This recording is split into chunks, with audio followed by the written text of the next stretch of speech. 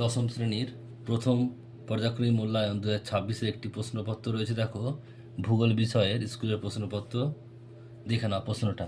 প্রথম পর্যায়ক্রমিক মূল্যায়ন পত্র 2026, শ্রেণী হচ্ছে দশম, পূর্ণমান হচ্ছে 40 আর বিষয় হচ্ছে ভূগোল।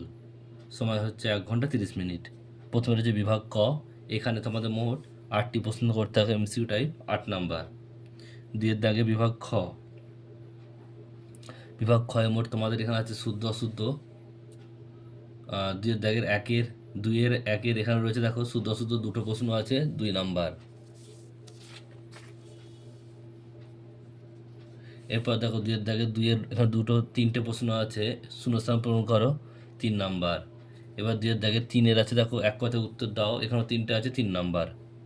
এবার বিভাগ গয়ে। বিভাগ গয়ে এখানে বলছে যে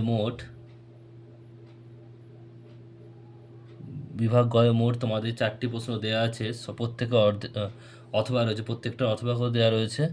তো এখানে 2 করে মোট 4 2 8 নাম্বার। এবার বিভাগ ঘয়ে তোমাদের দেখেছে 4-এর দাগের, তো এখানে 2টো প্রশ্ন আছে, দুটোরই অথবা দেওয়া রয়েছে, তো 3 নাম্বার করে 3 2 6 নাম্বার। আর 5-এর দাগে এখানে দেখো 2টো দেওয়া রয়েছে প্রশ্ন, তাদের প্রত্যেকের অথবা রয়েছে, এখানে 5 করে মোট 10 নাম্বার।